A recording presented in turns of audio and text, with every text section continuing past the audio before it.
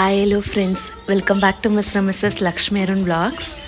ಎಲ್ಲರೂ ತುಂಬಾ ಚೆನ್ನಾಗಿದ್ದೀರಾ ಅಂತ ಭಾವಿಸ್ತಾ ಈ ವ್ಲಾಗ್ನ ಶುರು ಮಾಡ್ತಿದ್ದೀನಿ. The nourished mom challenge day 17 ತುಂಬ ಅಂದರೆ ತುಂಬಾ ಖುಷಿ ಆಗ್ತಿದೆ. ಸಕ್ಸಸ್ಫುಲಿ 17 ಡೇಸು ಕಂಪ್ಲೀಟ್ ಆಯಿತು. ಇನ್ನೂ 4 ದಿವಸ ಕಂಪ್ಲೀಟ್ ಆಯಿತು ಅಂತ ಹೇಳಿದ್ರೆ 21 ಡೇಸ್ ಚಾಲೆಂಜು ಸಕ್ಸಸ್ಫುಲ್ಲಾಗಿ ಮುಗಿಸ್ದಂಗೆ ಆಗುತ್ತೆ. ಇವತ್ತು ನನ್ನ ಡೇ ಶುರುವಾಗಿದ್ದು 6:15ಗೆ. ಎದ್ದಿದ ತಕ್ಷಣ ಬೆಡ್ಡಿಂದ ಕೆಳಗಡೆ ಬರೋಷ್ಟೊತ್ತಿಗೆ ಪುಟಾಣಿನೂ ಎದ್ದುಬಿಟ್ಟಿದ್ದ. ಇನ್ನು ಅವನ ಜೊತೇಲಿ ಸ್ವಲ್ಪ ಆಟಾಡಿಕೊಂಡು ಹಂಗೆ ಅವನ ಜೊತೇಲಿ ಸೇರಿಕೊಂಡು ತರಲೆ ಮಾಡಿ ಅವ್ರ ಪಪ್ಪನ್ನು ಹೆಂಗೋ ಎಬ್ಸ್ಬಿಟ್ವಿ. ಅವ್ರ ಪಪ್ಪಂಗೆ ಕೋಪ ಬಂತು. ಸೀರಿಯಸ್ಲಿ ದಿನಾಗಲೂ ಸರಿಯಾಗಿ ನಿದ್ದೆ ಆಗ್ತಿಲ್ಲ ಅಂತ. ಯಾಕೆ ಅಂತ ಹೇಳಿದ್ರೆ ಪ್ರೆಗ್ನೆಂಟ್ ಆದಾಗಿಂದನೂ ನನಗೂ ಸರಿಯಾಗಿ ನಿದ್ದೆ ಇಲ್ಲ. ಡೆಲಿವರಿ ಆದಮೇಲೆ ಮತ್ತು ಈಗ ಪೋಸ್ಟ್ಮಾರ್ಟಮ್ ಟೈಮಿಂದನೂ ಪ್ರಾಪರಾಗಿ ನಿದ್ದೆನೇ ಇಲ್ಲ. ಆಫೀಸ್ ಟೈಮಲ್ಲಿ ಸಿಸ್ಟಮ್ ನೋಡ್ತಿದ್ರೆ ಕಣ್ಣೆಲ್ಲ ಉರಿ ಬರ್ತಿದೆ.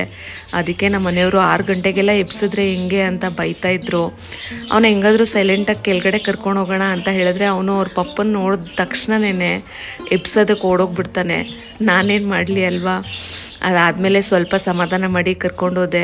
ನಮ್ಮ ಮನೆಯವ್ರ ಪಪ್ಪ 8 o'clockವರೆಗೂ ನಿದ್ದೆ ಮಾಡಿ ಬರ್ತೀನಿ ಅಂತ ಹಾಗೆ ರೆಸ್ಟ್ ಮಾಡಿದ್ರು. ಹೆಣ್ಮಕ್ಳಿಗೆ ನಮಗಿರೋ ಅಂಥ ಸ್ಟ್ರೆಂತು ಗಂಡು ಮಕ್ಳಿಗೆ ಇರೋದಿಲ್ಲ. ಸೀರಿಯಸ್ಲಿ ನಾನು ಫೀಡ್ ಮಾಡಿಕೊಂಡು ನೈಟೆಲ್ಲನೂ ಅಷ್ಟು ನಿದ್ದೆ ಇರಲ್ಲ ನನಗೆ. ಮತ್ತು ಬೆಳಗ್ಗೆನೇ ಅಷ್ಟೊತ್ತಿಗೆ ಎದ್ದು ಮನೆ ಕೆಲಸ ಆಫೀಸ್ ಕೆಲಸ ಎಲ್ಲ ಮಾಡಿ ಮತ್ತೆ ಪುಟಾಣಿನ ಬಂದು ನೋಡಿಕೊಂಡು ಸಂಜೆ ಎಲ್ಲ ಅಡುಗೆ ಮಾಡಿ ಯಪ್ಪ ಎಷ್ಟು ಟಯರ್ಡ್ ಆಗುತ್ತೆ. ಆದರೂ ನಮಗಿರೋ ಸ್ಟ್ಯಾಮಿನಾ ಅವ್ರಿಗಿಲ್ಲ ಅಂತ ಅನಿಸುತ್ತೆ. ನಿಜ ಅಲ್ವಾ? ಈ ಕ್ವಶನ್ನು ನನ್ನ ತಲೆಯಲ್ಲಿ ಯಾವಾಗಲೂ ಓಡ್ತಾನೆ ಇರುತ್ತೆ. ಬಟ್ ಲಿಟ್ರಲಿ ನನಗೂ ಅಷ್ಟೇ ಕಣ್ಣೆಲ್ಲನೂ ಉರಿ ಇರುತ್ತೆ. ಯಾಕೆ ಅಂತ ಹೇಳಿದ್ರೆ ಸಿಸ್ಟಮ್ನ ಕಂಟಿನ್ಯೂಸ್ ಆಗಿ ನೋಡ್ತಿರ್ತೀವಲ್ಲ. ಮತ್ತು ಮಕ್ಕಳ ಜೊತೆ ಆಟ ಆಡ್ತಾ ಓಡಾಡೋದು ಒಂದು ಬಿಟ್ಟರೆ, ಬೆಳಗ್ಗೆ ವಾಕ್ ಒಂದು ಬಿಟ್ಟರೆ ಸಿಸ್ಟಮ್ ಮುಂದೆ ಕೂತ್ಕೊಂಡೇ ಇರ್ತೀವಿ. ಈಗಾದರೂ ನಾನು ನರಿಷ್ಡ್ ಮಾಮ್ ಚಾಲೆಂಜ್ ಮಾಡಿದ್ಮೇಲೆ ಆದರೂ ವಾಕಿಂಗಿಗೆ ಹೋಗ್ತಾ ಇದ್ದೀನಲ್ಲ ಅಂತ ಒಂದು ಸಂತೋಷ ನನಗೆ. ಫಸ್ಟೆಲ್ಲ ನಾನು ತುಂಬ ಅಂದರೆ ತುಂಬಾ ವರ್ಕಾಲಿಕ್ಕು. ಈಗಾದರೂ ಪುಟಾಣಿ ಹುಟ್ಟಿದ ಮೇಲೆ ಪರವಾಗಿಲ್ಲ. ಆದರೆ ಫಸ್ಟಂತೂ ನಾನು ಆಲ್ಮೋಸ್ಟು 6 to 7 hours ಕಂಟಿನ್ಯೂಸ್ ಆಗಿ ವರ್ಕ್ ಮಾಡ್ತಿದ್ದೆ. ಆಲ್ಮೋಸ್ಟ್ 4 hours ಕೂತ್ಕೊಂಡೇ ಇರ್ತಿದ್ದೆ ಲಂಚ್ ಬ್ರೇಕ್ ಬರೋವರೆಗೂ. ಅದೇನೋ ಗೊತ್ತಿಲ್ಲ, ಕೆಲಸದ ಮೇಲೆ ಜ್ಞಾನ ಹೋಯ್ತು ಅಂತ ಹೇಳಿದ್ರೆ ಬೇರೆ ಕಡೆ ಯಾವುದೇ ರೀತಿ ಫೋಕಸ್ಸು ಇರೋದಿಲ್ಲ. ಲಿಟ್ರಲಿ ಅಷ್ಟು ಕೂಡ ಆಗ್ತಿರ್ಲಿಲ್ಲ. ಆ ರೀತಿ ಮೆಂಟಾಲಿಟಿ ನಂದು. ಈಗಲೂ ಅಷ್ಟೇ ಮನೆ ಕೆಲಸಗಳೆಲ್ಲ ಮುಗಿಸಿ ಫಸ್ಟು ಯಾವಾಗ ಆಫೀಸ್ ಕೆಲಸ ಮಾಡ್ತೀನಿ ಅಂತ ಕಾಯ್ತಾ ಇರ್ತೀನಿ. ಅಮ್ಮ ಬೈತಾ ಇರ್ತಾರೆ, 7 ಗಂಟೆ ಆದರೂ ಬರೋದಿಲ್ಲ ನೀನು, ಮಗುನ ನೋಡಿಕೊಂಡೇ ಇರಬೇಕು ನಾನು ಅಂತ. ಅಮ್ಮನ ಕಷ್ಟ ನೋಡೋಕ್ಕಾಗ್ದೇ ಸ್ವಲ್ಪ ಬೇಗ ಬರ್ತೀನಿ. ಇಲ್ಲ ಅಂತ ಹೇಳಿದ್ರೆ ನನ್ನ ವರ್ಕಾಲಿಕ್ ಮೈಂಡ್ಗೆ ಅಲ್ಲೇ ಸ್ಟಿಕ್ ಆನ್ ಆಗಿಬಿಡ್ತೀನಿ. ಆ ಥರ ಮೈಂಡು ನಂದು. ನಿಮಗೂ ಕೂಡ ಈ ಥರ ಆಗಿದೆಯಾ? ಕಮೆಂಟ್ ಮೂಲಕ ತಿಳಿಸಿ.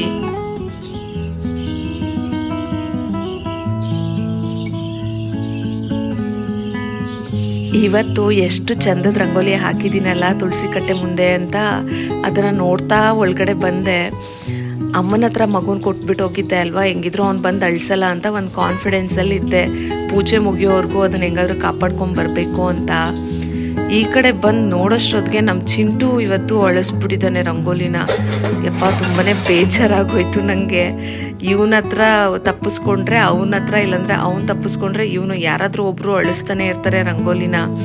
ಮತ್ತು ಪೂಜೆ ಟೈಮಲ್ಲಿ ಹಾಕ್ಕೊಳ್ಳೋಣ ಬಿಡು ಅಂತ ಸಮಾಧಾನ ಮಾಡಿಕೊಂಡೆ. ಇನ್ನೂ ಹಾಲು ಮೊಸರು ಏನೂ ಇರಲಿಲ್ಲ. ಸೊ ಆನ್ಲೈನಲ್ಲೇ ತರಿಸ್ಕೊಂಡಿದ್ದೆ. ಹಾಲು ಮೊಸರು ಏನಾದರೂ ಅಂಗಡಿಯಿಂದ ತಂದಿದ ತಕ್ಷಣ ಯಾವಾಗಲೂ ಅಷ್ಟೇ ನಾವು ವಾಶ್ ಮಾಡಿಬಿಟ್ಟು ಆಮೇಲೆ ಪ್ಯಾಕೆಟ್ನ ಕಟ್ ಮಾಡಿಕೊಂಡು ಯೂಸ್ ಮಾಡ್ಕೊಳ್ಳೋದು ತುಂಬಾ ಒಳ್ಳೆಯದು. ಅದು ಎಲ್ಲೆಲ್ಲಿ ಟ್ರಾವೆಲ್ ಮಾಡಿ ಯಾರ್ಯಾರು ಟಚ್ ಮಾಡಿರ್ತಾರೋ ಗೊತ್ತಿಲ್ಲ. ಸೊ ಡೆಫಿನೆಟ್ಲಿ ಮನೇಲಿರೋರು ಎಲ್ಲರೂ ದೊಡ್ಡೋರಿಂದ ಮಕ್ಳವ್ರಿಗೂ ಅದನ್ನು ಸೇವಿಸ್ತೀವಲ್ಲ.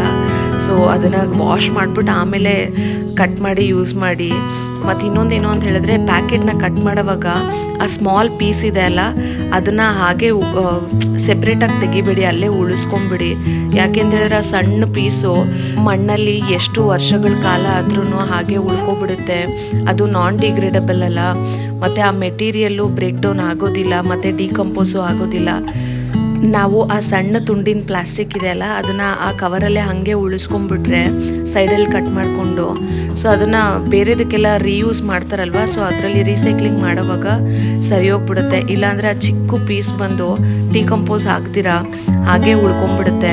ಸೊ ನಮ್ಮ ಕಡೆಯಿಂದ ನಾವು ಪ್ರಕೃತಿಗೆ ಮಾಡುವಂಥ ಒಂದು ಸಣ್ಣ ಕೊಡುಗೆ ಅಂತ ಹೇಳ್ಬೋದು. ಯಾಕೆ ಅಂತ ಹೇಳಿದ್ರೆ ನೆಕ್ಸ್ಟ್ ಜನ್ರೇಷನ್ಗೆಲ್ಲನೂ ನಮ್ಮ ನೇಚರ್ನ ಒಳ್ಳೆಯದಾಗೆ ನಾವು ರಿಟರ್ನ್ ಮಾಡಬೇಕು ಅಲ್ವಾ. ಸೊ ಅದಕ್ಕೋಸ್ಕರ ಡೆಫಿನೆಟ್ಲಿ ನೀವು ಆದರೆ ಟ್ರೈ ಮಾಡಿ. ಈ ರೀತಿ ಒಂದು ಸಣ್ಣ ಸಣ್ಣ ಕೆಲಸಗಳಿಂದ ನಮ್ಮ ಪ್ರಕೃತಿನ ಪೊಲ್ಯೂಷನ್ ಆಗೋದ್ರಿಂದ ನಾವು ತಡೆಗಟ್ಬೋದು. ಇಷ್ಟು ಚಿಕ್ಕ ಪೀಸಿಂದ ಏನಾಗ್ಬೋದು ಅಂತ ನೀವು ಕೇಳ್ಬೋದು. ನನ್ನೊಬ್ಳಿಂದ ಅಂತ ಹೇಳಿದ್ರೆ ಆ ಸಣ್ಣ ಪೀಸು ಇಷ್ಟು, ಬಟ್ ಈ ಭೂಮಿ ಮೇಲೆ ಎಷ್ಟೋ ಕೋಟ್ಯಾಂತರ ಜನ ಇದ್ದಾರೆ. ಸೊ ಲಕ್ಷಾಂತರ ಜನ ಅಂತ ಲೆಕ್ಕ ಮಾಡಿದ್ರು ಅದು ಎಷ್ಟೊಂದು ಟನ್ಸ್ ಆಫ್ ಐಟಮ್ಸು ಕಲೆಕ್ಟ್ ಆಗುತ್ತೆ. ಅದರಿಂದ ಹೇಳ್ತಿದ್ದೀನಿ, ನಾವು ತೋರಿಸೋ ಅಂಥ ಒಂದು ಪುಟ್ಟು ಕಾಳಜಿ ನೆಕ್ಸ್ಟು ಜನ್ರೇಷನ್ಗೆ ಹೆಲ್ಪ್ ಆಗುತ್ತಂದರೆ ಯಾಕೆ ಮಾಡಬಾರ್ದು ಅಲ್ವಾ. ಇನ್ನು ಇವತ್ತಿನ ಹೆಲ್ತಿ ಡ್ರಿಂಕಲ್ಲಿ ಬೂದ್ಗುಂಬಳಕಾಯಿ ಇದೆಲ್ಲ ಆಶ್ಗಾರ್ಡ್ ಜ್ಯೂಸ್ ಮಾಡ್ಕೊಳ್ತಿದ್ದೀನಿ. ಆಶ್ಗಾರ್ಡ್ ಜ್ಯೂಸು ತುಂಬ ಅಂದರೆ ತುಂಬಾ ಒಳ್ಳೆಯದು. ಇದರಲ್ಲಿ ಸಾತ್ವಿಕ ಗುಣಗಳು ತುಂಬ ಜಾಸ್ತಿ ಇದೆ. ನಾನು ಇದನ್ನು ತರಬೇಕು ಅಂತ ಎಷ್ಟೋ ದಿನ ಆಯಿತು, ಅಂಗಡಿಗೆ ಹೋದಾಗೆಲ್ಲ ಮರ್ತೋಗ್ತಿದ್ದೆ. ಈ ಸತಿ ಡೆಫಿನೆಟ್ಲಿ ಟ್ರೈ ಮಾಡಿಬಿಡೋಣ ಅಂತ ಮರಿದೇ ತಂದಿಟ್ಕೊಂಡಿದ್ದೆ. ಸೊ ಅದಕ್ಕೆ ಟೈಮ್ ಈಗ ಬಂತು. ಈ ಆಶ್ಗಾರ್ಡ್ ಜ್ಯೂಸ್ ಮಾಡೋದಂತೂ ತುಂಬಾ ಸುಲಭ. ಅದ್ರ ಸಿಪ್ಪೆನ ತೆಗೆದ್ಬಿಟ್ಟು ಸಣ್ಣದಾಗಿ ಹೆಚ್ಕೊಂಡು ನಾವು ಮಿಕ್ಸಿಯಲ್ಲಿ ಗ್ರೈಂಡ್ ಮಾಡಿಕೊಂಡು ಜ್ಯೂಸ್ನ ತಗೊಳ್ಬೇಕು. ವಾಟರ್ ಏನೂ ಸೇರಿಸೋ ಅವಶ್ಯಕತೆ ಇಲ್ಲ. ಅದರಲ್ಲಿ ತುಂಬಾ ನೀರಿನಂಶ ಇರುತ್ತೆ ಅಲ್ವಾ, ವಾಟ್ರಿಯಾಗೆ ಇರುತ್ತೆ ಜ್ಯೂಸು. ಇದಕ್ಕೆ ನಾವು ಪಿಂಕ್ ಸಾಲ್ಟ್ನ ಸೇರಿಸ್ಕೋಬೇಕು. ರುಚಿಗೆ ತಕ್ಕಷ್ಟು ಹಾಕೊಂಡ್ರೆ ಆಯಿತು. ಮತ್ತು ಕಾಳು ಮೆಣಸಿರುತ್ತಲ್ಲ ಅದು ಫ್ರೈ ಮಾಡಿ ಪುಡಿ ಮಾಡಿರುವಂಥ ಪೌಡರ್ನ ಸ್ವಲ್ಪ 1-2 ಚಿಟಿಕೆ ಹಾಕ್ಕೊಂಡು ಜೇನುತುಪ್ಪನ 1 ಸ್ಪೂನು ಹಾಕಿ ಮಿಕ್ಸ್ ಮಾಡ್ಕೊಳ್ಬೇಕು. ಇದರಿಂದ ನಮಗೆ ತುಂಬ ಒಳ್ಳೆ ಟೇಸ್ಟಿಯಾಗಿರುವಂಥ ಜ್ಯೂಸು ಬರುತ್ತೆ. Similar to watermelon juice ಏನಿರುತ್ತಲ್ಲ ಅದೇ ಥರ ಇರುತ್ತೆ, ಬಟ್ ಆದರೆ ಅಷ್ಟೊಂದು ಸ್ವೀಟ್ನೆಸ್ ಇರೋದಿಲ್ಲ.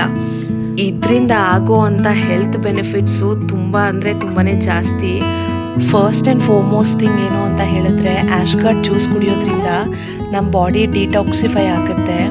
ಎಸ್ಪೆಷಲಿ ಲಿವರು ಮತ್ತು ಕಿಡ್ನಿನ ಡಿಟಾಕ್ಸಿಫೈ ಮಾಡೋದಕ್ಕೆ ಇದು ತುಂಬಾ ಒಳ್ಳೆ ಜ್ಯೂಸ್ ಅಂತಲೇ ಹೇಳ್ಬೋದು. ನಮ್ಮ ಬಾಡಿ ಡಿಟಾಕ್ಸಿಫೈ ಆಯಿತು ಅಂತ ಹೇಳಿದ್ರೆ ಆಟೋಮೆಟಿಕಲಿ ಸ್ಕಿನ್ನು ಕೂಡ ಗ್ಲೋಯಿಂಗ್ ಆಗಿರುತ್ತೆ. ನಾವು ಒಳಗಡೆಯಿಂದ ಹೆಲ್ತಿಯಾಗಿದ್ದರೆ ನಾವು ಹೊರ್ಗಡೆಯಿಂದ ಕೂಡ ಬ್ಯೂಟಿಫುಲ್ಲಾಗಿ ಕಾಣಿಸೋದಕ್ಕೆ ಸ್ಕಿನ್ನು ನಮಗೆ ಹೆಲ್ಪ್ ಮಾಡುತ್ತೆ. ನೀವೇನಾದರೂ ವೆಯ್ಟ್ ಲಾಸಿಗೆ ಪ್ಲ್ಯಾನ್ ಮಾಡ್ತಿದ್ದೀರಾ ಅಂತ ಹೇಳಿದ್ರೆ ಡೆಫಿನೆಟ್ಲಿ ನೀವು ಈ ಜ್ಯೂಸ್ನ ನಿಮ್ಮ ಡಯಟಲ್ಲಿ ಆ್ಯಡ್ ಮಾಡ್ಕೊಳ್ಳೇಬೇಕು. ಯಾಕೆ ಅಂತ ಹೇಳಿದ್ರೆ ಇದರಲ್ಲಿ ಕೊಲೆಸ್ಟ್ರಾಲು ಕಡಿಮೆ ಇದೆ ಮತ್ತು ಫೈಬರ್ ಅಂಶ ಜಾಸ್ತಿ ಇರೋದ್ರಿಂದ ನಮ್ಮ ತೂಕ ಇಳಿಸೋದಕ್ಕೂ ಸಹಾಯ ಮಾಡುತ್ತೆ. ಮತ್ತು ಈ ಜ್ಯೂಸ್ ಕುಡಿದ್ಮೇಲೆ ಆದಷ್ಟು ಬೇಗ ಹಶ್ವು ಆಗೋದಿಲ್ಲ. ಸೊ ಅದರಿಂದ ನಮ್ಮ ವೆಯ್ಟ್ನ ಮ್ಯಾನೇಜ್ ಮಾಡೋದಕ್ಕೂ ಇದು ಬೆಸ್ಟ್ ರೆಮಿಡಿ ಅಂತ ಹೇಳ್ಬೋದು.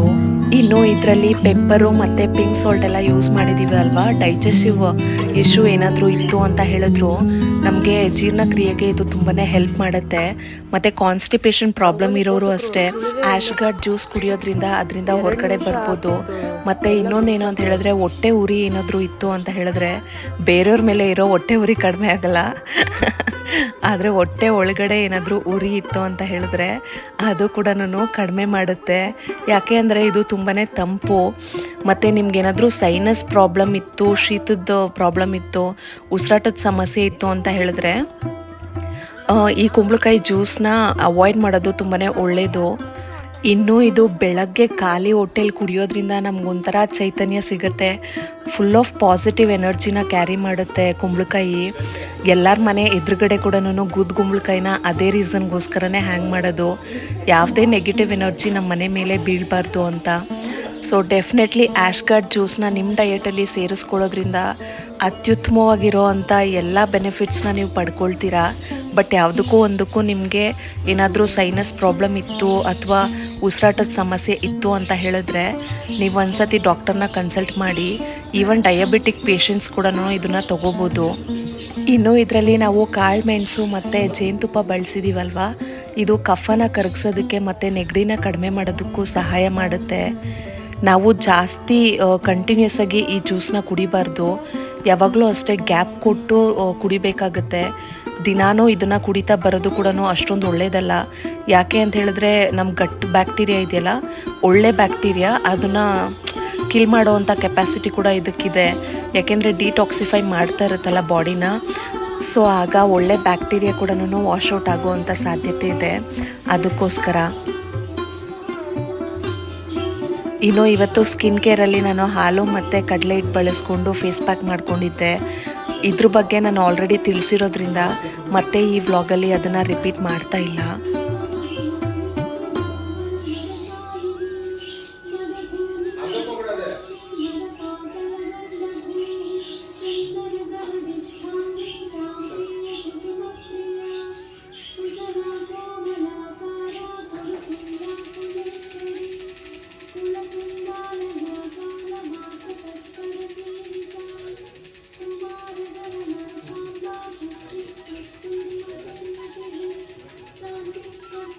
ಆ್ಯಕ್ಚುಲಿ ಇವತ್ತಿನ ವ್ಲಾಗಲ್ಲಿ ನಾನು ಒಂದು ಬುಕ್ ಬಗ್ಗೆ ನನ್ನ ಅಭಿಪ್ರಾಯನ ಹಂಚ್ಕೊಳ್ಬೇಕು ಅಂತ ಅಂದ್ಕೊಂಡೆ.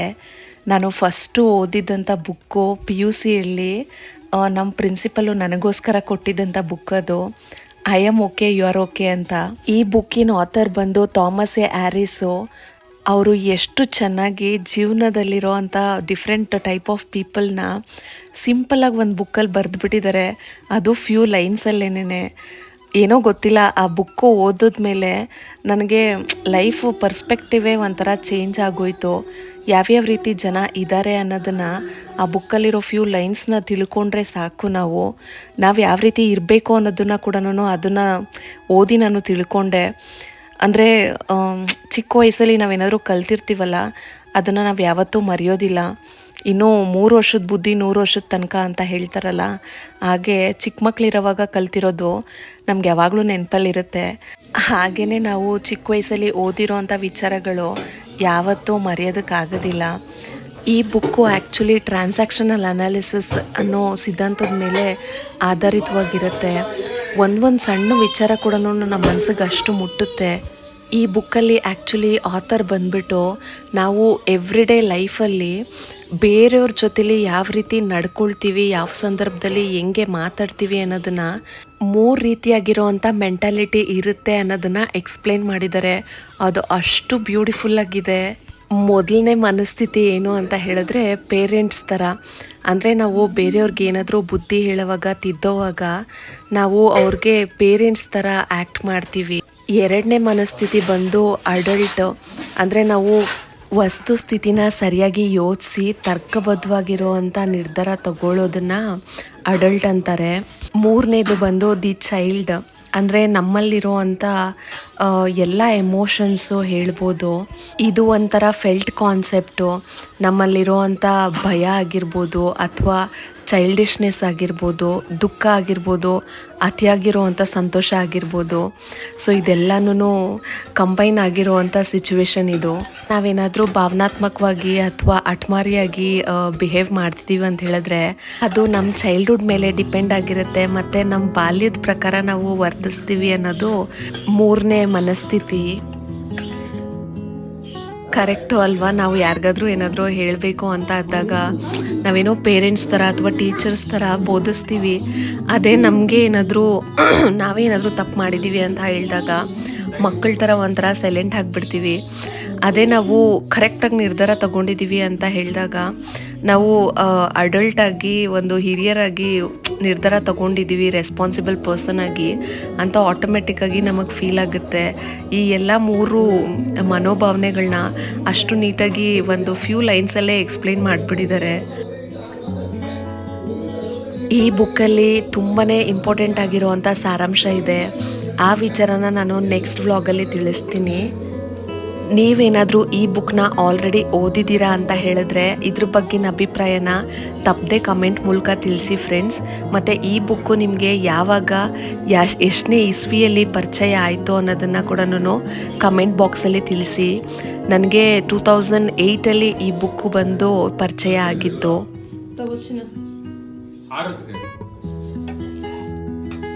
ಇವತ್ತಿನ ಬ್ರೇಕ್ಫಾಸ್ಟಿಗೆ ದೋಸೆ ಇತ್ತು. ದೋಸೆ ಮಾಡ್ತಾ ಇರೋವಾಗ ನಮ್ಮ ಮನೆಯವರು ಡಿಫಾಲ್ಟು ಮೊಟ್ಟೆ ದೋಸೆ ಕೇಳ್ತಾರೆ.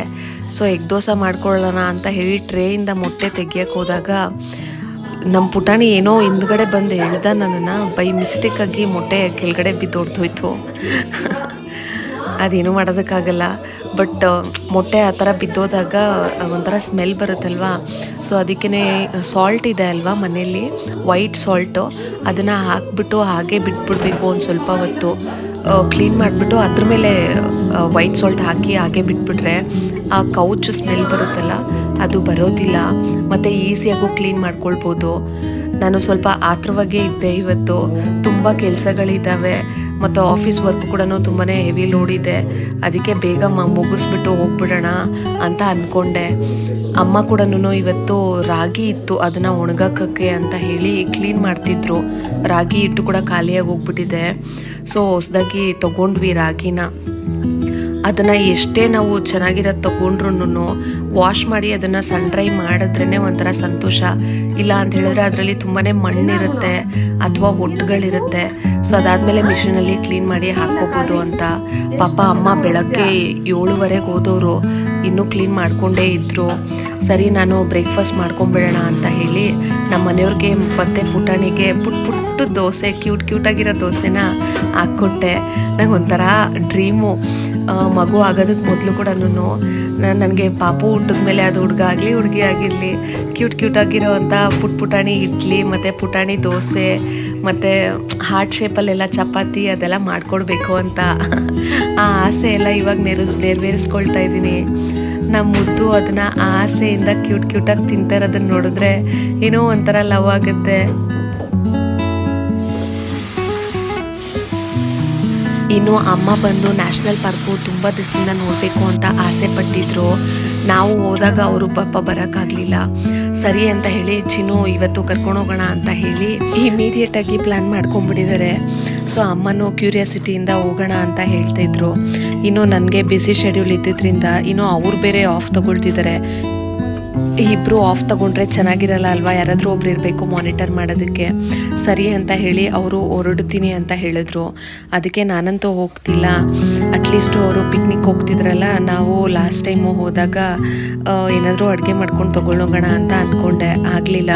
ಅಟ್ಲೀಸ್ಟ್ ಅವರಾದ್ರೂ ಹೋಗ್ತಿದ್ದಾರೆ, ಅವ್ರಿಗೆಲ್ಲ ಅಡುಗೆ ಮಾಡಿಕೊಡೋಣ ಅಂತ ಹೇಳಿ ಬಾಕ್ಸ್ಗೆ ಲೆಮನ್ ರೈಸು ಮತ್ತು ಸ್ವಲ್ಪ ಬಿಸ್ಕೆಟ್ಸು ಮತ್ತು ನವರತ್ನ ಮಿಕ್ಸ್ಚರ್ ಇದೆಯಲ್ಲ, ಸೊ ಅದನ್ನು ಪ್ಯಾಕ್ ಮಾಡಿ ಕೊಟ್ಟೆ. ಸೊ ಅಲ್ಲಿ ಟೈಮ್ ಪಾಸಿಗೆ ತಿನ್ನೋದಕ್ಕೆ ಚೆನ್ನಾಗಿರುತ್ತೆ ಅಂತ. ಇನ್ನು ನಾನು ನ್ಯಾಷನಲ್ ಪಾರ್ಕಿಗೆ ಹೋಗಿದ್ನಲ್ಲ, ಆ ವ್ಲಾಗಲ್ಲೇ ಕ್ಲಿಯರಾಗಿ ಹೇಳಿದ್ದೀನಲ್ಲ, ಔಟ್ಸೈಡ್ ಪ್ಯಾಕೆಟ್ ಫುಡ್ಸು ಏನಾದ್ರು ತೊಗೊಂಡು ಹೋಗ್ತಿದ್ದೀವಿ, ಚಿಪ್ಸು ಮಿಕ್ಸ್ಚರು ಅಥವಾ ಬಿಸ್ಕೆಟ್ಸ್ ಅಂತ ಹೇಳಿದ್ರೆ ಈವನ್ ಜ್ಯೂಸ್ ಬಾಟಲ್ಸು ಕೂಡ ಅಲೌಡ್ ಇಲ್ಲ. ಯಾಕೆ ಅಂತ ಹೇಳಿದ್ರೆ ಒಳಗಡೆ ಪ್ಲಾಸ್ಟಿಕ್ಕಿಂದ ಲಿಟರ್ ಮಾಡ್ತೀವಿ ಅಂತ. ಸೊ ಊಟ ಕೂಡ ಏನಾದರೂ ಇದ್ದರೆ ಬೇಕಾದ್ರೆ ತೊಗೊಂಡು ಹೋಗ್ಬೋದು, ಇಲ್ಲ ಸ್ನ್ಯಾಕ್ಸ್ ಏನಾದರೂ ಇದ್ದರೆ ಬಾಕ್ಸಲ್ಲಿ ಹಾಕಿ ತೊಗೊಂಡು ಹೋಗ್ಬೋದು. ಸೊ ಅದಕ್ಕೇನೆ ಆರ್ಡರ್ ಮಾಡಿ ತರಿಸ್ಬಿಟ್ಟೆ. ಬೆಳಗ್ಗೆನೆ ಅದು ಕೂಡ ಡೆಲಿವರಿ ಬಂದ್ಬಿಡ್ತು. ಅದು ಈಸ್ಕೊಂಡು ಅಲ್ಲಿಟ್ಬಿಟ್ಟು ರಾಗಿನ ಸ್ವಲ್ಪ ಹಾಕಕ್ಕೆ ಹೇಳಿದರು, ಅಮ್ಮ ಒಣಗಾಕಕ್ಕೆ ಹೇಳಿದರು. ಆ ಕೆಲಸ ಮಾಡ್ತಾಯಿದ್ದೀನಿ. ಪಾಪ ಬೆಳಗ್ಗೆಯಿಂದ ಕೂತ್ಕೊಂಡು ಅವ್ರಿಗೆ ಸೊಂಟ ನೋವೇ ಬಂದ್ಬಿಟ್ಟಿತ್ತು. ಆಲ್ಮೋಸ್ಟ್ 7:30ಇಂದ 9 ಗಂಟೆವರೆಗೂ ವಾಶ್ ಮಾಡಿದ್ದಾರೆ ಅದನ್ನು. ಅವ್ರಿಗೆ ಪಾಪ ಮಂಡಿ ಕಾಲೆಲ್ಲ ನೋವು, ತುಂಬ ಹೊತ್ತು ಕೂತ್ಕೊಳೋದಕ್ಕಾಗೋದಿಲ್ಲ. 50 kg ಇತ್ತು ರಾಗಿ. ಅದು ಹೆಂಗಾದರೂ ಕ್ಲೀನ್ ಮಾಡಿದ್ರೋ ಗೊತ್ತಿಲ್ಲ. ನಾನು ಒಂದೊಂದ್ಸತಿ ಅಂದ್ಕೊಳ್ತೀನಿ, ಈ ಥರ ಎಲ್ಲ ಕೆಲಸ ನಾವು ಮಾಡಬೇಕು ಅಂತ ಹೇಳಿದ್ರೆ ಡೆಫಿನೆಟ್ಲಿ ಪೇಷನ್ಸು ಬರುತ್ತಾ ಇಲ್ವಾ ಅಂತ. ಪ್ರಾಬಬ್ಲಿ ಆ ಏಜ್ಗೆ ನಾವು ಕೂಡ ಅಷ್ಟೊಂದು ತಾಳ್ಮೆ ಕಲಿತೀವಿ. ಮೇ ಬಿ ಆ ಕೆಲಸ ಎಲ್ಲ ಮಾಡ್ಬೋದು ಅಂತ ಅಂದ್ಕೊಂಡಿದ್ದೀನಿ. ನೋಡೋಣ ಮುಂದಕ್ಕೆ ಹೆಂಗಿರುತ್ತೋ ಅಂತ. ಇನ್ನು ಬಾಕ್ಸಸ್ ಎಲ್ಲ ಪ್ಯಾಕ್ ಮಾಡಿ ಇಟ್ಬಿಟ್ಟು ನಾನು ಕೂಡ ಬ್ರೇಕ್ಫಾಸ್ಟ್ ಮುಗಿಸ್ಕೊಂಡು ನಾನು ಆಫೀಸ್ ಕೆಲಸಕ್ಕೆ ಹೊರಟುಬಿಟ್ಟೆ. ನಾನು ನಮ್ಮ ಮನೆಯವ್ರ ಜೊತೆ ಎಲ್ಲ ಹೋಗಿ ಎಂಜಾಯ್ ಮಾಡ್ಕೊಂಡು ಬರೋಣ ಅಂತ ಆಸೆ ಇತ್ತು. ಬಟ್ ವರ್ಕ್ ಲೋಡ್ ಅಲ್ವಾ, ಅನ್ಫಾರ್ಚುನೇಟ್ಲಿ ಹೋಗೋಕ್ಕಾಗಲಿಲ್ಲ. ಹೋಗಿದ್ರೆ ಅಮ್ಮನೂ ಖುಷಿ ಪಟ್ಟಿರೋರು. ಬಟ್ ನಾವು ಕೂಡ ಹೋಗಿನೇ ಫ್ಯೂ ವೀಕ್ಸೇ ಆಯಿತು, ಇನ್ನೂ 1 ತಿಂಗಳು ಕೂಡ ಆಗಿಲ್ಲ. ಸರಿ ಲಾಸ್ಟ್ ಟೈಮೇ ನಮ್ಮ ಪುಟಾಣಿನ ಕರ್ಕೊಂಡೋಗಿ ನಮ್ಮ ಮನೆಯವ್ರಿಗೆ ನೈಟೆಲ್ಲ ಕಾಲು ನೋವು, ಅಷ್ಟೊತ್ತು ಅವನ್ನ ಹೊತ್ಕೊಂಡು ಓಡಾಡಿಸಿ, ಸೊ ನಾನೇ ಹೋಗ್ಬಿಟ್ಟು ಬರ್ತೀನಿ ಅಂತ ಹೊರಟರು. ಅವ್ರು ಬರೋಷ್ಟೊತ್ತಿಗೆ ಸಂಜೆ ಆಲ್ಮೋಸ್ಟು 7 o'clock ಆಗಿಬಿಟ್ಟಿತ್ತು. ಸುತ್ತಕೊಂಡು ಹೋಗಿ ಹಾಗೆ ಅಮ್ಮನ್ನ ಮನೇಲೆಲ್ಲ ಡ್ರಾಪ್ ಮಾಡಿಬಿಟ್ಟು ಬಂದರು ಅವರು. ಹಾಗೆ ಅಮ್ಮ ಬರೋವಾಗ ಫ್ರೂಟ್ಸ್ ಎಲ್ಲ ಕೊಟ್ಟು ಕಳಿಸಿದ್ರು ಪುಟಾಣಿಗೆ. ಅಯ್ಯೋ ನಾನು ಲಾಸ್ಟ್ ವೀಕ್ ತೊಗೊಂಬಂದಿರೋಂಥ ಆ್ಯಪಲ್ಲು ಆರೆಂಜ್ ಎಲ್ಲ ಹಂಗೆ ಬಿದ್ದಿದೆ. ಇಷ್ಟೊಂದು ಫ್ರೂಟ್ಸ್ ಎಲ್ಲ ಯಾವಾಗ ಖಾಲಿ ಮಾಡೋದಪ್ಪ ಅಂತ ಅಂದ್ಕೊಳ್ತಿದ್ದೆ. ಇನ್ನು ನಮ್ಮ ಮನೆಯವರು ಮನೆಗೆ ಬರೋಷ್ಟೊತ್ತಿಗೆ ಅವ್ರಿಗೆ ತುಂಬಾ ಹಶ್ವಾಗ್ಬಿಟ್ಟು ಸುಸ್ತಾಗಿದ್ರು. ಸರಿ ಅಂತ ಹೇಳಿ ಆಫ್ ಬಾಯ್ಲ್ ಬೇಕು ಅಂತ ಕೇಳಿದ್ರು. 2 ಮೊಟ್ಟೆ ಹಾಕ್ಬಿಟ್ಟು ಆಫ್ ಬಾಯ್ಲ್ ಮಾಡಿಕೊಟ್ಟೆ. ಸೊ ಅವರು ಜಿಮ್ಮಿಗೆ ಹೋದ್ರು, ನಾನು ಡಿನ್ನರ್ ಮಾಡೋದಕ್ಕೆ ಹೊರಟುಬಿಟ್ಟೆ. ಸೊ ನೋಡಿದ್ರಲ್ಲ ಫ್ರೆಂಡ್ಸ್, ಇದಾಗಿತ್ತು ಇವತ್ತಿನ ವ್ಲಾಗು. ನೀವೇನಾದರೂ ಈ ವ್ಲಾಗ್ನ ಇಲ್ಲಿವರೆಗೂ ನೋಡಿದರೆ thank you so much for your precious time and kind support. ಈ ವ್ಲಾಗು ನಿಮಗೆ ಇಷ್ಟ ಆಗಿದ್ರೆ ದಯವಿಟ್ಟು ಒಂದು ಲೈಕ್ ಮಾಡಿ, ಶೇರ್ ಮಾಡಿ, ನಿಮ್ಮ ಅಭಿಪ್ರಾಯನ ತಪ್ಪದೆ ಕಮೆಂಟ್ ಮಾಡಿ, ನನ್ನ ಚಾನಲ್ಗೆ ಸಬ್ಸ್ಕ್ರೈಬ್ ಮಾಡಿ ನನಗೆ ಸಪೋರ್ಟ್ ಮಾಡಿ. Thank you for watching. Will catch you in next vlog.